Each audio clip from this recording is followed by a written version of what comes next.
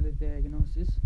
3 questions should be in mind on facting a patient with suspected venous thromboembolism. لازم يعني يجي شخص عنده thromboembolism بالبرزنتيشن ماله لازم تخلي بالك 3 أسئلة تسأله إياها.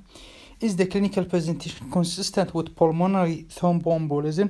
هل لأن مو كل venous thromboembolism معناته pulmonary embolism.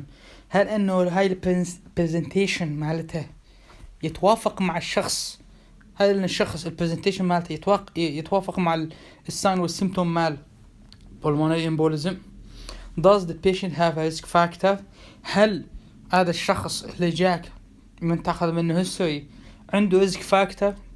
هاي اللي أخذناه بالمحاضرة الأولى.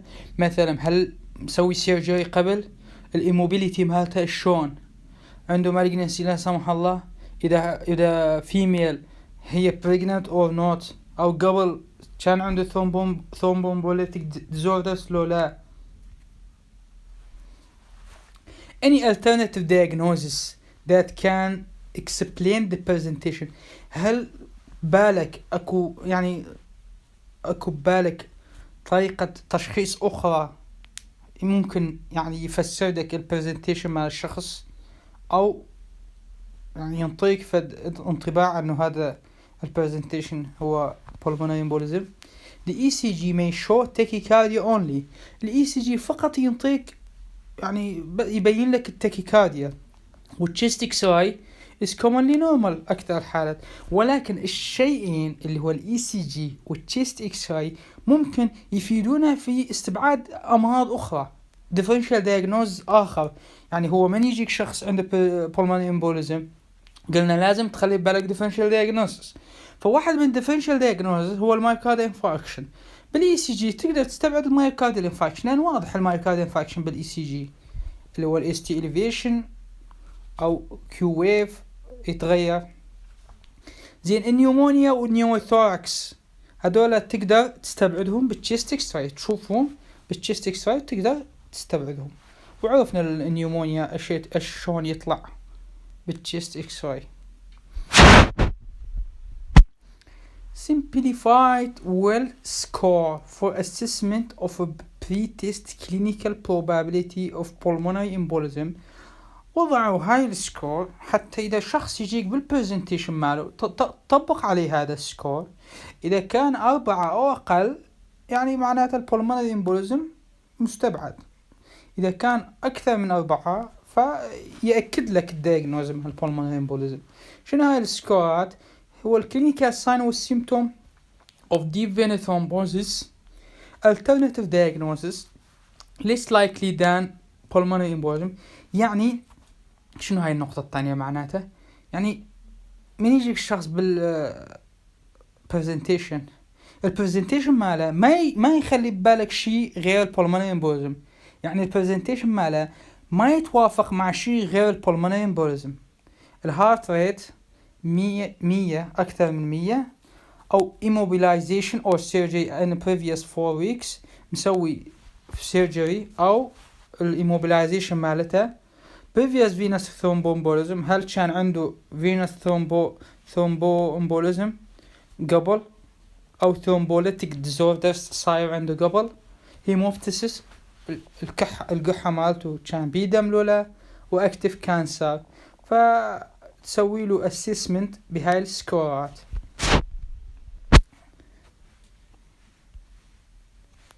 نجي على الدي دايمر. شنو هو الدي دايمر؟ الدي دايمر هي عبارة عن degradation of the fibrin products release during the thrombus formation. يعني هاي واحد من المشتقات مال الفايبرين ما ممكن نشوفه بالدم بالشخص العادي ولكن يزداد في حالات الثرومبوتيك ديزوردرز مثل pulmonary embolism والdeep venous thrombosis. وممكن أيضا يزداد في حالات مثل myocardial infarction والنيومونيا والسبسس. اللو دي دايمر has high negative predictive value and other investigation are unnecessary if clinical probability is low. يعني قسته وطلع low ما طلع عالي هاي ما يحتاج بعد انه تسوي other investigation، خلص يعني من صار قيمته لو معناته هاي شخص ما عنده pulmonary embolism. A D-dimer is not useful in intermediate and high risk patient because a further investigation is mandatory if it's normal. يعني الشخص عنده risk factor intermediate or high أو قيمة الدي دايمر عالي، فما يعني هاي مو معناته انه ما نسوي other investigation، لازم نسوي other investigation، لأن الدي دايمر ممكن عالي في الام اي، شخص عنده ام اي وصار عنده الدي دايمر عالي، فلازم تسوي other investigation is mandatory إجباري. imaging عندنا CT pulmonary angiography و ventilation perfusion scan و color doppler ultrasound of leg.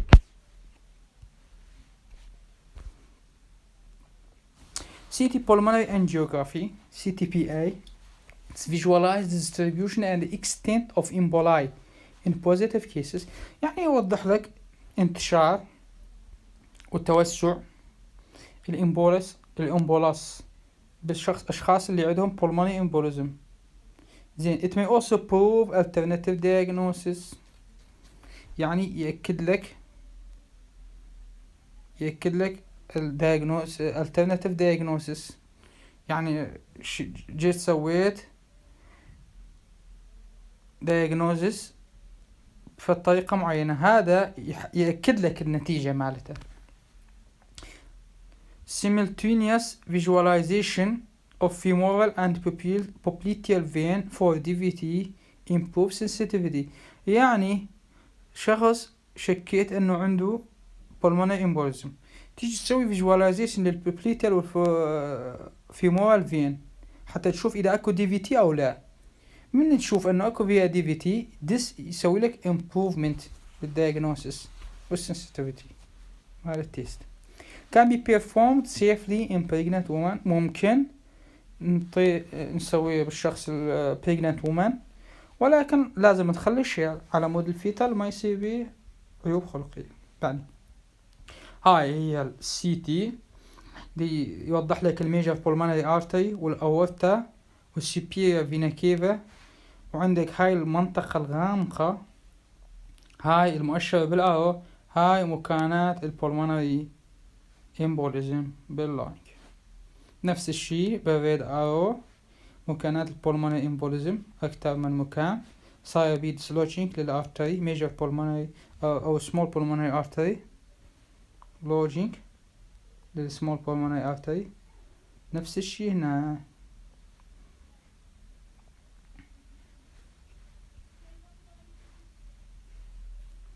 نجي للventilation perfusion scan. It's less commonly used طبعا.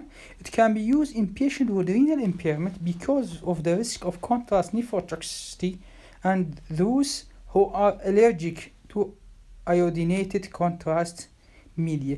يعني مثل ما تعرف الشخص اللي عنده renal impairment ما تقدر تستخدم وياه الكونتراست ميديا سواء بالسي تي او بالام ار اي. ليش؟ لأن هذول معرضين لريسك اوف نيفروتوكسيتي، هو الكلية ما جاي يشتغل بصورة طبيعية فيصير نيفروتوكسيتي. فايش نستخدم ويا هذول الجماعة؟ نقدر نستخدم ventilation perfusion scan على مود نكتشف pulmonary embolism، أو أشخاص اللي هم حساسين عندهم حساسية للكونتراست ميديا اللي تحتوي على الأيودين، فأيضا نقدر نستخدم ال VPRQ scan. Color Doppler ultrasound of the leg investigation of choice in assessment of suspected DVT، هاي معروفة واضحة. It can be performed in patient with suspected pulmonary embolism to prove the presence of thrombus in the leg vein. يعني ممكن تستخدمه بالشخص تتوقع انه عنده pulmonary embolism، فتروح تسوي color doppler للليك على مود تشوف اذا اكو ثرومبس ولا لا. الايكوكارديوغرافي شنو علاقة الايكوكارديوغرافي بالبولمونري امبوليزم مالنا؟ مو قلنا احنا من يزداد البولمونري ارتري هايبرتنشن راح يزداد كمية الدم بالرايت فنتركل فيصير رايت فنتركل دايلاتيشن. فمن نسوي ايكوكارديوغرافي اذا نشوف رايت فنتركل دايلاتيشن ورايت سايد هارت فيلير فنخلي ببالنا هاي يعزز لك الدياجنوز مع البولمونري امبوليزم. وايضا ممكن تشوف الثرومبوس نفسه بداخل الفنتركل.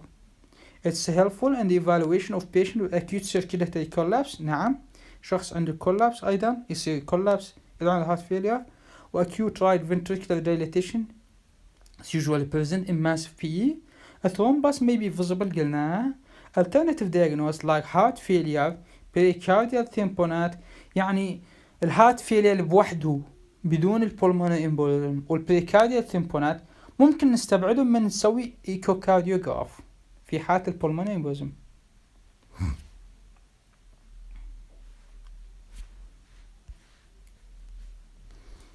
مانجمنت اوكسجين ثيرابي فور هايبوكسيميك بيشنت. قلنا الشخص يجيك هايبوكسيك وهايبوكابنيك فلازم تنطيه الاكسجين ثيرابي. سيركولاتوري شوك، مو عنده سيركولاتوري كولابس فما عنده فلويد فلازم تعطيه انترافينوس فلويد. انوتروبيك ايجنت ليميتد فاليو. اوبيات على مود البلوتيك تشيست بين. resuscitation by external massage in moribund patient may be successful. لازم تسوي external massage يفيد الشخص. الديوريتكس والفازودايليتر should be avoided لأن شخص من تنطي فازودايليتر راح يصير دايليتيشن للارتري فهو شخص عنده هارت فيلر ويصير هايبوتنشن فيضره. انتي كوغليشن ننطي سبكوتينس لو موليكولار ويت هيبارين. الديوريشن هو 5 أيام. during this oral warfarin is commenced يعني لازم تنطي وياه oral warfarin. Heparin shouldn't be discontinued until international normalized ratio of prothrombin time has reached greater than 2. Thereafter, the dose of warfarin is adjusted to keep the international normalized ratio between 2 3. شنو معنى هالجملة؟ الانترناشونال نورمالايزد ريشيو شنو هي؟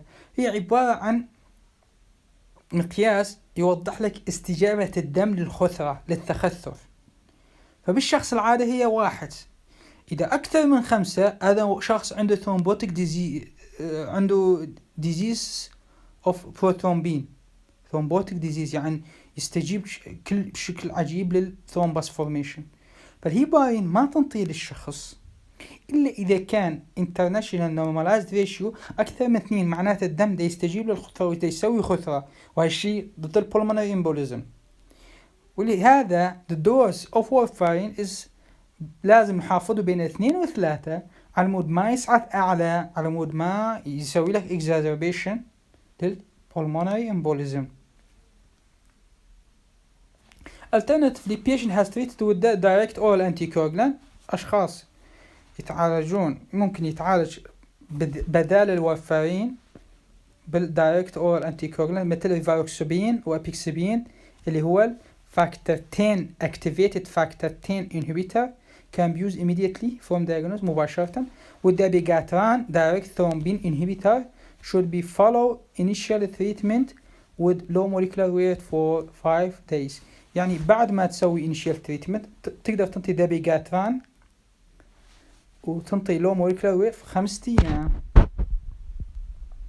الانتيكوagulation patient with persistent risk factor or a history of previous thrombosis should receive warfarin or يعني شخص عنده risk factor دائمي أو عنده history of thrombosis لازم ياخد warfarin or direct oral anticoagulant لمدى الحياة. Those with identifiable and reversible risk factor require 3 months. يعني شخص عنده risk factor بس هذا risk factor مؤقت نقدر نعطيه 3 أشهر وارفارين و DIOIC. Unprovoked idiopathic pulmonary thromboembolism يعني thromboembolism السبب ماله idiopathic غير معروف لازم نعطيه long term anticoagulation خصوصا الأشخاص اللي عندهم نسبة recurrence عالية. الوارفارين استيراتوجينيك. ايش هو التيراتوجين؟ يعني يأثر لك على الطفل. So venous thromboembolism should be treated with low molecular weight during pregnancy, giving prophylactic dose after initial therapeutic. يعني لازم بدون غير الوارفارين ننطي low molecular weight هيباري prophylactic و therapeutic. أول شيء therapeutic dose بعدين prophylactic. Thrombolytic therapy. Thrombolysis is indicated in any patient presenting with massive PE accompanied by cardiogenic shock. less certain indication يعني أقل أهمية، يعني indication حالات تستوجب أقل للثرومبوليتيك ثيرابي هو ال right ventricular dilatation والhypokinesia on echocardiography. hypokinesia يعني immobility, severe hypoxemia or high level troponin. patient with hemorrhagic risk should be excluded as there is the risk of intracranial hemorrhage. يعني شخص عنده hemorrhage ما يصير تنطيه ثرومبوليتيك ثيرابي، خاف لا يصير عنده intracranial hemorrhage. كيفال فلتر. الكيفال فلتر هي عبارة عن فلتر نخليه بالانفير فينا كافا، هاي يصيد لك الثرومبس اللي يجيك من اللور لمب فيلزمه ما يخليه يصعد فوق لللانج. شنو وين نستخدمه؟ إذا كان انتي كوغيليشن كونترانديكيتد أو هيموريج ماسف بعد استخدام الانتي كوغيليشن، أو البولمونري امبوليزم دي يرجع الحالة دي يتكرر بالرغم من الانتي كوغيليشن. prognosis. Immediate mortality is greatest in those with cardiogenic shock or right ventricular dysfunction. المورتاليتي مباشرة يعني الموت بعد الأكيوت أتاك مثلا عالية بالأشخاص اللي عندهم شوك كارديوجينيك أو right ventricular dysfunction. mortality يبدأ يقل بعد العلاج. recurrence محتمل بالأول 6 إلى 12 شهر. majority regain normal right ventricular function within 3 weeks. أكتريته right ventricular function ماله يرجع بال3 أشهر 3 أسابيع العفو، ب3 أسابيع بعد سنتين، يعني بعد سنتين من الحالة right ventricular function يرجع في غضون 3 أسابيع. و4% has pulmonary persistent pulmonary hypertension، عندهم persistent pulmonary hypertension.